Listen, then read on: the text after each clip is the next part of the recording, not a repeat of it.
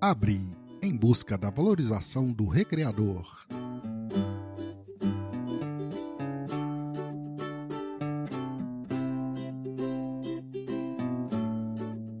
Tudo coopera para o bem. É mesmo difícil acreditar nisso, especialmente quando passamos por problemas e adversidades, e eles são recorrentes em nossa vida. E por isso eu te pergunto, Cris, é possível cooperar para o bem mesmo em meio a essa crise que nós estamos vivendo? O meu ponto de vista em relação à frase é que, na verdade, para quem é o bem, né? Porque tudo coopera para o bem, mas para quem é o bem? Quando a gente pensa em sociedades diferentes, em estilos de vida diferentes, o que é bem para um pode não ser bem para o outro.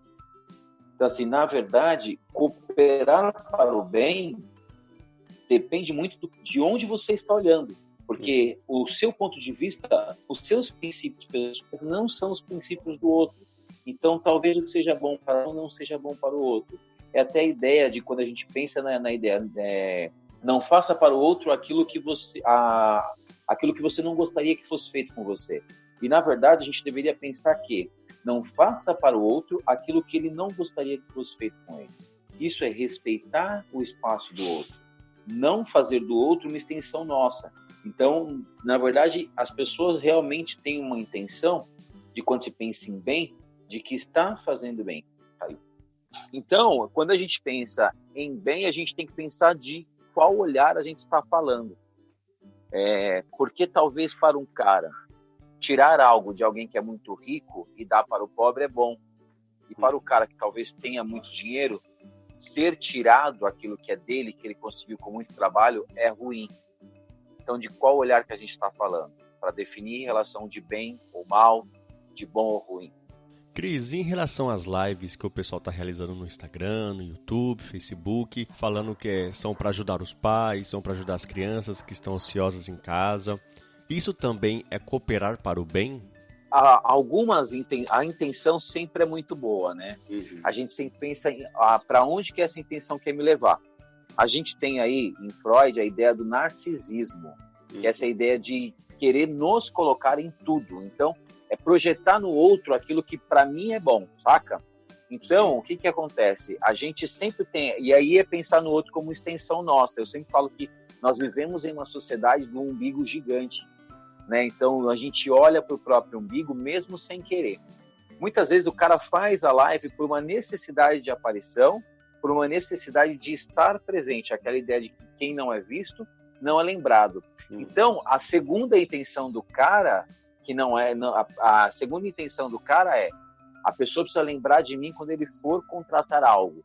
Não está ligado à primeira intenção, que é aquela de, putz, eu preciso realmente entregar algo porque o cara não tem condições de fazer sozinho. Mas isso não necessariamente seria algo ruim de estar fazendo, né? Não, isso não é uma coisa ruim, pelo contrário. Por isso que é essa ideia de a sociedade que coopera em meio à pandemia. Sem perceber, e o princípio da cooperação começa assim, né? Sem perceber, as pessoas estão cooperando, estão auxiliando outros dentro daquilo que ela tem de melhor. Porque ninguém abre uma live, ninguém abre um vídeo para fazer aquilo que ele não confia. Então ele vai dentro daquilo que ele tem certeza que servirá para alguém, porque de certa maneira serviu para ele. Isso vai encontrar todo mundo? Não, mas vai encontrar uma boa parte da população que necessita exatamente daquele conteúdo. Maravilha. Pensando nisso, Cris, o que nós recreadores, pessoas, gestores, podemos fazer para cooperar para o bem? Quais são essas atitudes que nós devemos ter para cooperar para o bem da melhor maneira possível?